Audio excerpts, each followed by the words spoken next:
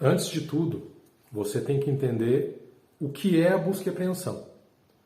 Então, sempre tem que existir um financiamento primeiro. Você tinha a intenção de comprar um carro, ou uma moto, um caminhão, utilitário, e você não tinha todo o dinheiro. Então você procurou banco, a financeira, ou foi direto na garagem ou na concessionária, e lá foi feito um financiamento. Você vai receber o carnê para pagamento das parcelas, e no decorrer desse financiamento, você não conseguiu honrar algum pagamento. E aí o banco vai te processar para retomar o bem que foi financiado. Por isso que chama busca e apreensão. O banco vai buscar o bem e, caso ele for encontrado, ele vai ser apreendido para pagar parte da sua dívida. Como que essa ação funciona na prática? O banco vai ingressar com a busca e apreensão na justiça e vai cobrar todo o valor do contrato, não só as parcelas que você devia. Por isso que você não pode deixar chegar nesse extremo.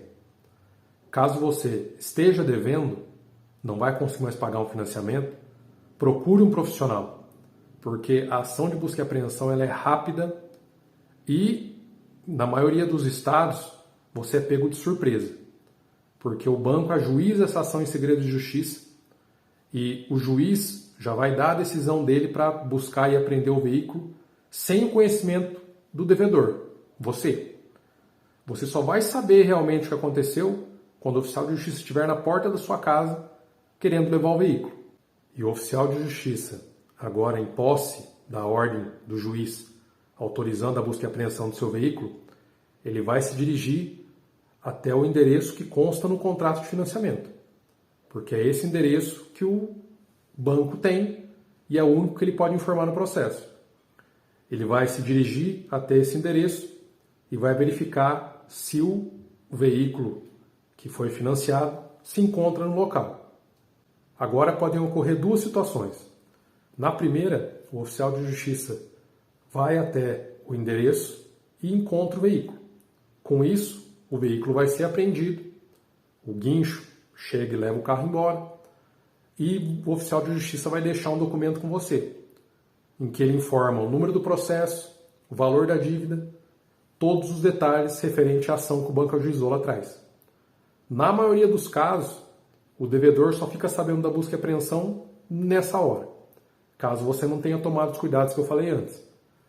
Então, com isso, começa um prazo muito importante. Você vai ter o prazo de 5 dias, só que esses 5 dias são dias corridos, não são úteis, para pagar o valor total da dívida. Então, para você quitar o contrato. Aí, feito isso, você recupera o veículo.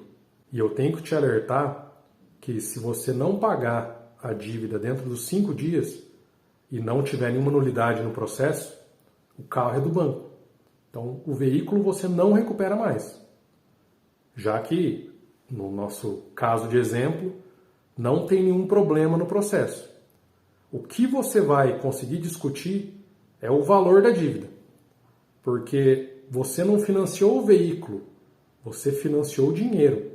O veículo era só uma garantia. Porque muita gente pensa que o veículo vale pouco, vai diminuindo o valor com o tempo, mas o financiamento tem um valor mais elevado. Porque você financiou o dinheiro. Na verdade, você pegou dinheiro emprestado do banco para comprar um carro e deu o carro como garantia da dívida. É importante destacar também que agora, com a apreensão do veículo, o banco fica mais forte dentro do processo. Porque esse era o objetivo dele desde o início. Mas a sua situação ainda tem solução. Agora, como eu disse antes, a defesa tem que ser em relação ao valor da dívida. Diminuir, negociar, por isso que tem que ser um profissional que te auxilie, que entenda do assunto e domine a matéria. Caso você não tenha condições de purgar a mora, pagar a dívida para quitar o veículo e não exista nenhuma nulidade no processo que consiga que ele acabe logo de início, você vai ter prazo de 15 dias úteis para se defender. Só que essa defesa vai ser relacionada ao valor da dívida. Dependendo do caso, o contrato que você assinou lá atrás pode ter juros abusivos. E você pode discutir isso na sua defesa. Então, você não precisa entrar com uma ação revisional para discutir o seu contrato, quando tem uma busca e apreensão em andamento. Dá para você fazer tudo dentro do mesmo processo. E isso é muito vantajoso. Quando o veículo for apreendido e já tiver passado o prazo para você pagar o valor da dívida, e ele já for do banco, ele, ao final do processo, ele vai ser leiloado e o valor do leilão vai abater do seu saldo devedor. Só que o banco não te informa por quanto que ele vendeu o veículo, não te presta conta de nada. Então é mais um argumento para sua defesa dentro do processo de busca e apreensão. E também existem alguns mitos sobre a busca e apreensão, e eu vou falar sobre eles agora. O primeiro deles, e o mais comum, é que o banco precisaria esperar 3 parcelas para te cobrar a dívida na justiça. Isso não é verdade. A lei diz que uma parcela só já é suficiente para isso. E é importante eu falar para você que a partir de quando você começa a atrasar as parcelas, o banco começa a te cobrar, sendo por ligação, por carta. E esses escritórios de cobrança, eles são treinados na maioria das vezes para te passar a perna. É isso mesmo. Muita gente me procura, relata que estava negociando com eles e a busca e apreensão chegou. E o oficial de justiça também. E levou o carro embora. Então, caso você não consiga pagar, procure um advogado. Não confie nesses escritórios. Ou, se você foi notificado pelo banco, como eu falei lá atrás, para pagar todas as parcelas sob pena de busca e apreensão, procure um advogado. Porque ele vai trabalhar para o seu bem-estar, já que o banco pensa só no bolso dele. E esses escritórios que negociam com você são pagos pensando nisso também. Então é um alerta que eu te faço. E uma outra situação muito importante e perigosa é o devedor acreditar que esse prazo de 5 dias começa a contar da juntada do mandado de busca e apreensão no processo. Eu já vi até o oficial de justiça falar isso para o devedor quando ele vai apreender o veículo.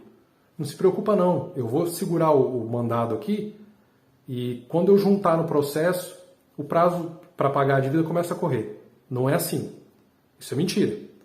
O prazo para você pagar o valor do débito, esses 5 dias corridos, se iniciam da busca e apreensão, não da juntada do mandado.